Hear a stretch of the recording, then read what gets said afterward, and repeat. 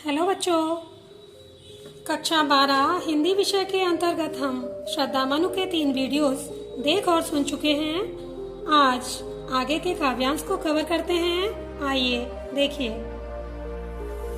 दुख की पिछली रजनी बीत, विकसता सुख का नवल प्रभात। एक पर्दा यह झीना नील, छिपाए है जिसमें सुख गात। प्रस्तुत काव्यांश में श्रद्धा मनु के उदास और हताश मन को प्रेरणा देती है।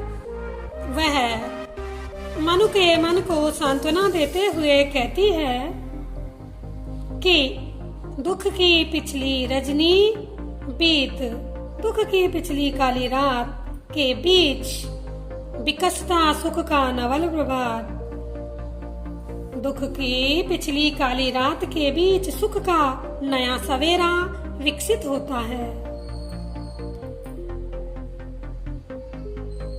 एक पर्दा यह झीना नील, छिपाए हैं जिसमें सुख गात। बीती हुई रात के काले महीन धुंधल के समान बीते हुए दुख की अनुभूति, दुख की यादें सुख के बीच पर्दा बनी हुई है। और ये धुंधलापन,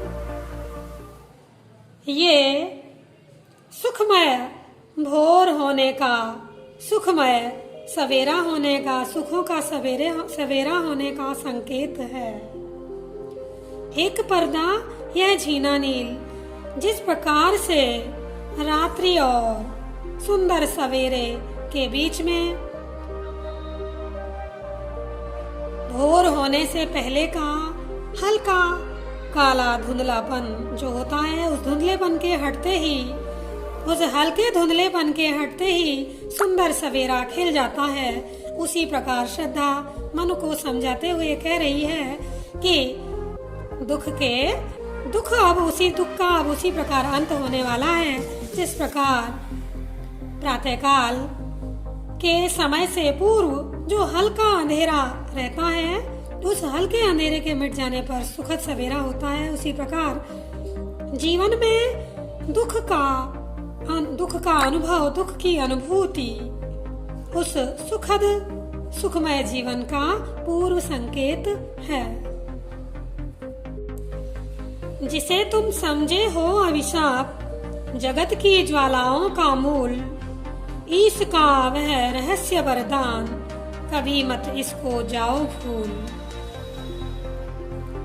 श्रद्धा मनु को समझाते हुए कहती है, जिसे तुम समझे हो अभिशाप, जिस दुख को तुम साप समझते हो और जगत की ज्वालाओं का मूल, संसार के समस्त कष्टों का मूल समझते हो, कारण समझते हो, जिसे तुम साप समझते हो और संसार के सभी दुखों का कारण समझते हो। ईश का वह रहस्य वरदान, वह ईश्वर का रहस्यमय वरदान है, क्योंकि यही दुख, यही पीड़ा, यही कष्ट मनुष्य को सुख प्राप्ति की ओर प्रेरित करते हैं। इसलिए ये कष्ट ईश्वर का रहस्यमय वरदान है। हे तपस्वी, कभी मत इसको जाओ भूल, इसे तुम कभी भी मत भूलना। क्या मत भूलना? कि जिसको तुम अभिशाप समझते हो, जिसको तुम संसार के सभी दुखों का कारण समझते हो, ये ईश्वर का रहस्यमय वरदान है। ये कष्ट तो मनुष्य को सुखों की ओर ले जाने के लिए प्रेरित करते हैं। हे तपस्वी, तुम इस बात को कभी भी मत भूलना। लगे मनु कहने सहित विषाद, मधुर मारुत से ये उच्छ्वास, अधिक उत्साह तरंग आबाद, उठाते मानस में सविलास। किंतु जीवन कितना निरुपाय, लिया है देख नहीं संदेह। इस काव्यांश में श्रद्धा मनु को विभिन्न प्रकार के तर्क देकर, विभिन्न प्रकार की बातें कहकर उसे उत्साहित करने की कोशिश करती है। उसके प्रयासों के बाद मनु उसके प्रश्नों के उत्तर में कुछ कहते हैं, वही यहाँ वर्णित है। लगे कहने मनु सहित विषाद, मनु अत्यंत विषाद के साथ, दुख के साथ कहने लगते हैं। मनु अत्यंत दुख के साथ कहने लगते हैं, मधुर मारुत से ये उच्छ्वास कि हे सुंदरी, तुमने मधुर मारुत तन मन को आनंदित करने वाली जो शीतल, मधुर मारुत हवा से शीतल, हवा के समान शीतल, शीतल मंद सुगंध के समान जो मन को अच्छी लगने वाली, आनंद देने वाली विलासपूर्ण बातें कही है, विलासपूर्ण बातें कही हैं, वे निश्चय ही मन में अधिक उत्साह तरंग आवाज उठाते मानस में सविलास। वे मन में निश्चय ही उत्साह और अत्यधिक उमंग की ऊंची ऊंची लहरें उठाने वाली हैं। हे सुंदरी, जो तुमने अभी अभी इतनी सुंदर मन को आनंदित करने वाली शीतल मंद सुगंधित वायु के समान उच्छ्वासों के साथ, सांसों के साथ जो ये सुंदर बातें कही, वे निश्चित ही मन को उत्साहित करने वाली और अनगिनत तरंगों को मन में उठाने वाली हैं। परंतु किंतु जीवन कितना निरुपाय, किंतु जीवन कितना निरुपाय है, असहाय है, विवश है। जीवन बड़ा ही विवश है। लिया है देख नहीं संदेह, ये मैंने सब देख लिया है, इसमें कोई संदेह नहीं। जीवन बड़ा विवश है, वह चाह कर भी कुछ नहीं कर सकता है, उसके हाथ में कुछ नहीं है। ये सब मैंने अपने जीवन में देखा और अनुभव किया है। हे सुंदरी, जीवन बड़ा विवश है, इसमें किसी प्रकार का कोई संदेह नहीं। ये मैंने अनुभव किया और देखा है। निराशा है जिसका परिणाम, सफलता का वह कल्पित गेह। मनु अत्यंत दुख के साथ श्रद्धा से कहते हैं, हे सुंदरी, जीवन बड़ा ही विवश है, निराशा है जिसका परिणाम। मैं अपने अनुभवों से, अपने जीवन में मैंने जो कुछ भी देखा और अनुभव किया, उससे मैं इस निष्कर्ष पर पहुंचा हूँ कि मनुष्य अपने जीवन में नित्य नई कल्पनाएं करता रहता है और उन कल्पनाओं में प्रसन्न होता रहता है, खुश होता रहता है, कल्पनाएं करके खुश होता रहता है। लेकिन मैंने ये अनुभव किया कि जीवन का परिणाम सिर्फ और सिर्फ निराशा है। यदि मनुष्य जीवन में सफलता की कामना करता है, कल्पना करता है, तो वह सफलता की कामना केवल उसकी कल्पना मात्र ही रह जाती है।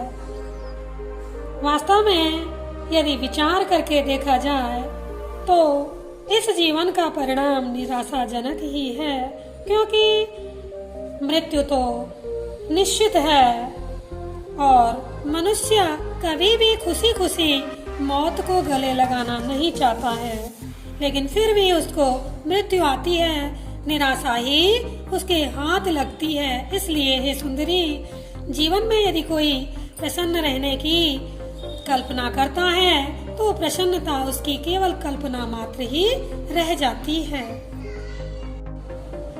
कहा आगंतुक ने सस्नेह, अरे तुम इतने हुए अधीर, हार बैठे जीवन का दाम, जीतते मरकर जिसको भी। इस काव्यांश में निराश, हताश, उदास मनु, जो कि अत्यंत निराशाजनक बातें कर रहे थे, निराश मनु के मन में उल्लास तथा उसे कर्मशील बने रहने के लिए श्रद्धा प्रेरणा देते हुए उसे उत्साहित करती है।